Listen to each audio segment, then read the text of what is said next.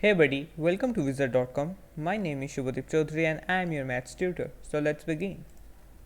According to the question, we have been given a figure from which we have to find the value of angle z. Now upon careful observation, we might find out that angle z is nothing but it is an exterior angle of the given triangle. Now we know from exterior angle property, so from exterior angle property, we know that exterior angle equals sum of opposite interior angles. Sum of opposite interior angles.